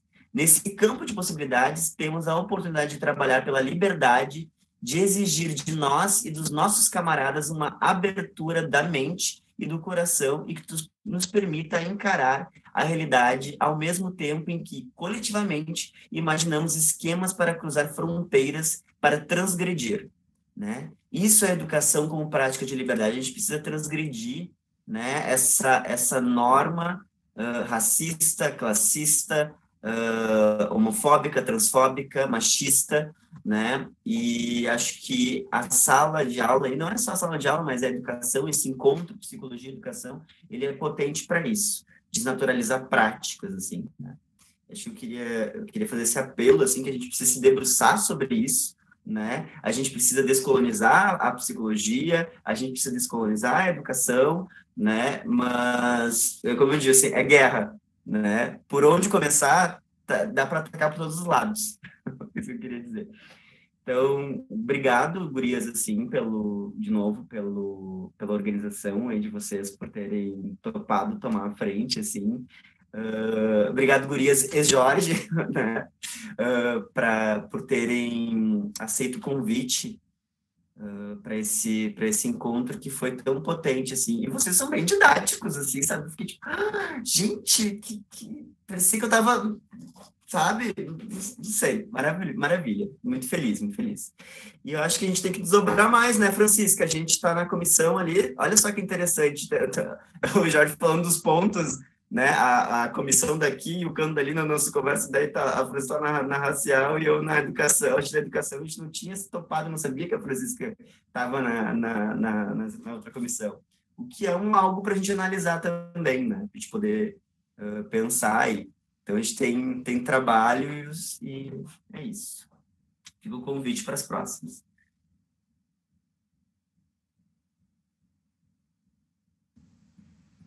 Acho que a gente abre agora, né, para quem quiser abrir seu microfone, né, enfim, comentar, né, sobre a nossa discussão aqui, né, que os convidados trouxeram.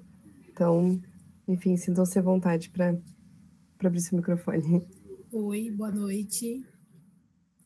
Eu me chamo Elza Suzete, sou aqui do interior do Rio Grande do Sul, aqui uruguaiana, fronteirinha com a Argentina, e eu gostei muito da fala do Vinícius, né, que ele comenta em relação aos profissionais da psicologia que estão vindo para o serviço público, e eu digo sim, esses profissionais a gente se preocupa muito, porque de onde eles vêm? A grande maioria de escolas particulares, outros chegam ao serviço público e eles repetem, né, as ações, repetem as suas escutas de tudo aquilo que eles aprenderam, mas sem esse viés étnico-racial. Eles não consideram. E esse profissional está ali escutando os usuários, né, das assistências sociais, que com essa pandemia, com todo esse momento que a gente está vivendo, é crítico a situação, né, do desemprego, das doenças mentais, e quando chega um negro, uma negra, sofrendo com tudo isso, não se considera, não se escuta, né? E na escola eu fico muito preocupada, sou professora, sou mãe, coordenadora, e a gente vê tanta coisa errada na escola, e principalmente nas experiências familiares que a gente tem, por ser negra, né? E eu digo assim, é muito sofredor para uma mãe ouvir um filho sofrer, comentar a situação de que ele está sentindo, um sentimento assim que ele não entende, que é como uma coisa que controla o corpo dele. E eu disse, mas como, filho? O que é isso? E ele me diz, mãe, estou sentindo raiva. Mas tu não sabe o que é isso. E foi bem a situação, como vocês falaram, todos comentaram, a educação básica. E ele sofreu isso na alfabetização. E aí, no momento que isso muda a personalidade daquela criança, o jeito dele agir carinhoso, já fica apático, não quer mais se envolver.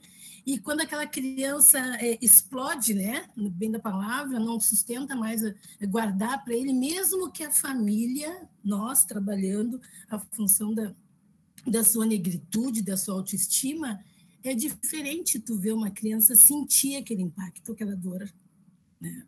E pior ainda para nós pais é ver um profissional que está ali para acolher e simplesmente ele achar que aquele aluno ele é o problema. Ela não entende que o racismo modifica, machuca, transforma, né? Mas quando essa criança negra se rebela e se defende de alguma forma, fisicamente, agride o outro fisicamente, esse aluno negro, rapidamente, ele é considerado problema e aí já gera uma doença mental. Ele precisa de um tratamento. A gente vê isso na assistência social, por não considerarem essas situações que chegam com o jovem, se falou da evasão escolar, né? E principalmente na fala do professor Dr. Jorge Terra, que eu trabalhei, saí de uma escola e fui convidada a participar da coordenação dentro de uma secretaria de educação, porque eu trabalho em movimento social, eu desde a adolescência sou militante aqui em Uruguaiana, do Movimento Negro de Uruguaiana. Hoje eu atuo como presidente. E eu tenho acompanhado muitas lives do TCE em relação à Lei 10.639, a prática, a fiscalização nos municípios, e eu estou ouvindo aqui a fala do professor Jorge e realmente o gestor ele transfere a não aplicabilidade da lei para o professor, porque o professor ele se recusa, ele não sabe como trabalhar, não tem materiais, ele não sabe como tratar, falar do racismo em sala de aula, em sua disciplina, na escola, e fica apenas uma formação para coordenadores, enquanto que quem deve receber esse acompanhamento, essa formação continuada, é o professor, é aquele que está ali em sala de aula com o aluno. E também, como militante, como participante do movimento social negro, a gente corre para que essa lei seja aplicada. Então, o movimento social ele busca parcerias, apoio com o governo municipal, para que a lei se efetive realmente. Mas, no fim, o trabalho fica para quem? Para o movimento social negro, né? Que motiva, que trabalha, que faz a formação, que vai até a escola, realiza falas, leva materiais, mas a escola em si, que deveria mudar desde o seu PPP, né? Desde as suas diretrizes, desde a sua mudança de atitude e relação dentro da escola, não muda. E aí fica como se esse trabalho tivesse sido efetivado. E, na verdade, não. Porque tem que ser feito um trabalho, como todos nós sabemos, o ano inteiro, né? Interdisciplinar, mas isso se realiza apenas um mês antes do mês de novembro, da culminância, que saem trabalhos, sim, maravilhosos, saem escritas maravilhosas, porque os alunos estão esperando para falar, para comentar, para mostrar, mas seria muito mais rico se isso fosse feito sempre. É utopia? Não. Mas está aí. Tem materiais, antes de se dizer que não teria, tem materiais, tem busca, tem dicas, tem atividades, mas falta muito o querer do próprio profissional. E, principalmente, o gestor, o secretário, o conselho municipal e as coordenações das escolas realizarem esse trabalho. Obrigada e desculpe por me estender. Obrigada. Imagina, Elsa, obrigada pela tua contribuição também, muito bom te escutar. Obrigada. Eu queria falar um pouquinho também, né, agradecer a fala de todo mundo, assim, foi muito rica, e eu, pensando em tudo, assim, porque a gente jogou tantas coisas agora para o universo, para a gente poder digerir, elaborar também algumas questões, né, e tentando um pouco ser clara, assim, na minha fala, fiquei pensando que eu fiz estágio na educação infantil, né, e o que eu percebo que a educação infantil, o ensino médio e o ensino superior, eles estão muito longe em cada momento, assim. Na educação infantil, se percebe um potencial para a subjetividade que ainda assim não contempla a questão do racismo, mas há um potencial para esse subjetivo para a gente poder potencializar e desenvolver essa criança e aí para o aprendizado, né? No ensino médio, as meninas colocaram da questão da evasão, porque a gente não vê representatividade, a gente não vê uma conversa que seja semelhante, a gente vê ainda assim uma escola que lá na frente tenha um detentor do saber, né, e que ele vai passar aquela tarefa para aquele grande grupo.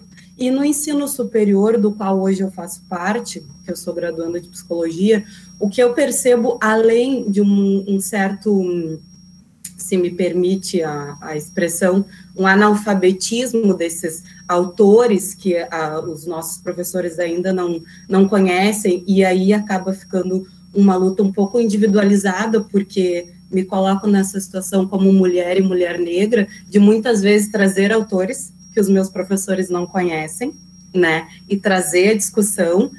E a Francisca, lá no início, ela fala da questão do saber, né, e por que eu trago essas três esferas do ensino?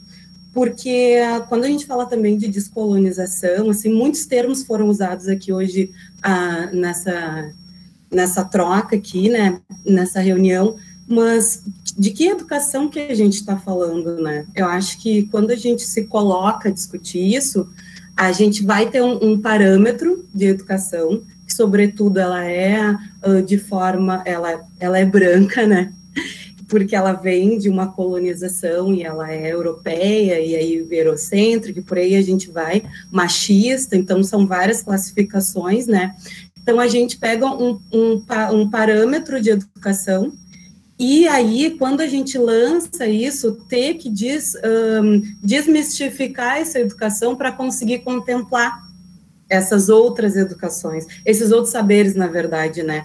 Porque quando a gente fala do negro, a gente fala de um potencial muito rico, né? E há pouco tempo eu estive num evento que o Paim, que é psicanalista negro, e ele estava falando que muito interessante que ele trouxe da pulsão de vida e a pulsão de morte que o negro tem, de fazer do pouco muito material. Porque para nós não é oferecido, ofertado a possibilidade tão pouco de sonhar com um futuro. Então, quando a gente, e aí eu me sinto, e acabo, de certa forma, compartilhando com vocês esse sentimento, eu me sinto uma vencedora, porque eu não tenho, numa mão da minha família inteira, alguém que chegou no ensino superior, né? E aí, então, claro que isso é uma pressão muito grande também, e aí volto a falar da questão da educação, porque eu fiz estágio na educação infantil, e aconteceu uma situação de uma criança de 6 anos, em algum momento, ter algum comportamento racista com uma menina em especial. Eu não estava naquela sala de aula, né, mas eu estava na escola, e quando eu ouvi as professoras falando, eu disse, mas é urgente a gente falar sobre isso. Por quê? Porque se criou a demanda, né, esse menino falou, então é urgente. Claro que, bem como o doutor Jorge colocou, está na legislação, isso existe, só que se torna um desconforto, porque se tem um espaço da legislação, se tem um respaldo para se falar, só que não é falado. E aí, então, quando se lança uma demanda dessa, que é essa criança, e em fase de se constituir, né, tem esse comportamento racista, logo eu já venho e digo assim, mas é urgente a gente falar sobre isso. E o que me surpreende, e nessa escola, o doutor Jorge fala a questão também dos mestiços, né, então, tipo, de branco ali, havia uma professora, 2, a maior parte era essas outras classificações, né. E aí, então, havia um desconforto dos professores em falar sobre isso, né. Como é que a gente vai falar? E professores negros, mais retintos do que eu, não sabiam como falar. E aí eu me pegava pensando, e hoje a gente, como profissional dentro da escola, trago para nós da Comissão de Educação, né, que eu faço parte também, para nós, psicólogos dentro da escola, que a gente está falando muito sobre isso, a importância da gente cuidar desse professor também, porque vai atravessar nele essas questões. E talvez ele não conseguir nomear e verbalizar e trabalhar com isso, também tem coisas internas dele que não permitem com que ele trabalhe sobre isso. Até porque, e volto a falar de Paim, que estamos em um país racista. Isso me faz ser racista também. E é muito difícil reconhecer que, por mais que eu seja militante, que eu fale, em muitos momentos eu ainda serei racista. Porque venho desse sistema. E é sempre um cuidado para não estar cometendo algo que se naturalizou, né? Então, são muitas coisas importantes aqui que a gente fala, mas eu queria trazer essa questão desses saberes que a gente encontra nessas 13 esferas do ensino e o quanto eles vão, de certa forma, tendo uma escassez disso. Porque no ensino fundamental, a gente traz de forma lúdica, a gente tem um livro que muitas professoras falam que é A Menina do Laço de Fita, né? Que é um livro muito conhecido, todo mundo já fez até uma cabecinha, porque, o que a gente vai falar? Vamos falar do livro. E aí, então, fala do livro, né?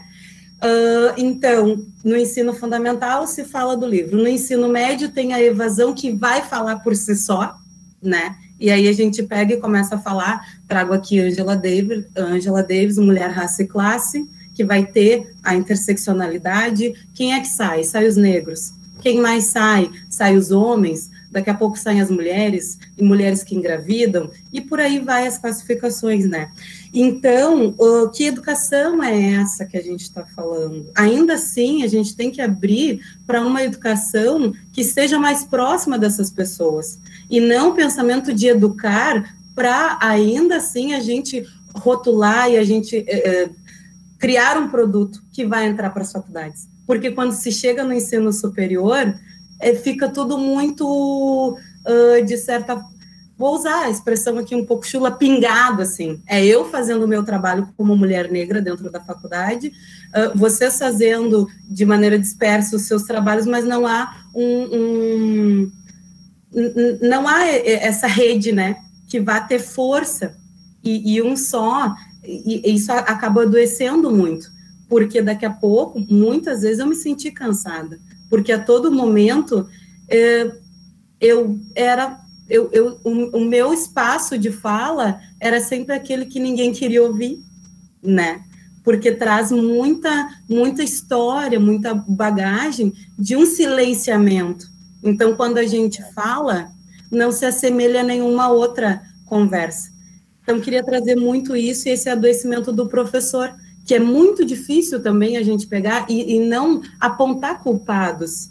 A gente vê ali falhas, mas não culpados, porque esses professores estão sobrecarregados por N motivos, e aí a gente começa a falar, como é que eles vão falar sobre o racismo, se muitas vezes nem eles sabem elaborar o que passa por eles, né? Então, era isso que eu queria deixar assim. Obrigado pela noite de hoje, as falas foram maravilhosas. Laura, obrigado por ter dividido isso. Eu acho que as pessoas da comissão ainda estão muito tímidas com as mediações e tal, né? Porque, né, arrasou. Eu só te dar um retorno aqui também, Laura. A Laura, ela é estudante de psicologia, mas ela é mais, eu acho, né? E super entrou aí na comissão, né, Laura? E tem nos ajudado bastante, enfim. O pessoal colocou aqui que eu acho que tu deu uma pista, assim, uma dica que eu acho que dá para tomar. Eu sou muito de fazer encaminhamentos pós-eventos, assim, né? Temos uma pauta de um próximo evento orientativo, né? Acho que a Elza colocou que a reflexão foi muito boa, né? A Camila colocou o pensamento, e pensando nisso, podemos refletir e questionar que profissionais estão e estarão à frente da rede pública, né, com a lei 3935, que o perfil de PSIS no Brasil, né, qual é o perfil de PSIS no Brasil, o que estaremos levando para as escolas. Obrigado, Laura, por compartilhar suas experiências, né? O que mais que a gente tem que liberar a Aline? Aquele que bota a culpa na Aline. Tem uma pergunta lá em cima, Vini. Gonçalves falou, sou estudante de psicologia na Unicinos e mãe de uma filha de 7 anos. Observando os livros didáticos, do qual ela vem estudando, percebo que ainda temos uma escassez quanto às literaturas infantis, com protagonismo ou presença de raça sendo apresentada na nossa educação. Percebo os professores ainda com receio em abordar o tema de raças em sala de aula. De que forma podemos contribuir para que isso mude? Olha, eu acho que a Laura deu uma dica ali, e eu estou muito com experiência, assim, com o pessoal da saúde escolar, assim, sabe? Os professores não querem falar sobre gênero e sexualidade, eles querem, mas não querem falar sozinhos. Eu ia dizer isso, né, Vini? Não querem falar sozinhos, até porque a gente sabe que hoje em dia os constantes ataques que a educação vem sendo submetida, né? Não só a educação, a própria democracia, e aqueles que se disponibilizam a trazer essas pautas também temem, né, pelo que pode vir depois, né, em relação, de repente, enfim, à comunidade, ao corpo gestor, né, ao corpo de pais e mães. Então, também acho que é um receio devido a esse constante ataque, assim, à educação, né, então, existe uma necessidade, uma vontade, mas eu acho que tem esse receio também, principalmente nos tempos que estamos vivendo. E para fazer um fechamento, acho que o importante é isso, assim, né, nós aqui, né, Então, ainda temos 46 pessoas aqui presentes com a gente, passamos do horário, né? Então, isso diz do nosso compromisso ético mesmo com a nossa profissão, né? E do quanto é importante a gente estar aqui e podendo pensar em outras atividades, né? Em outros encontros tão potentes como esse. Só queria agradecer a todos que estão aqui até o momento, né? E os convidados. Com desejo de mais. A gente sempre sai com desejo de mais. A gente sempre sai frustrado dos encontros, porque a gente quer mais. Sim. Acho que é isso, então. Boa noite a todos. Obrigada pela presença, foi uma honra. Boa noite. Obrigada, gente. Boa noite, boa semana. Boa noite. Obrigada. Boa noite. Um abraço para todos.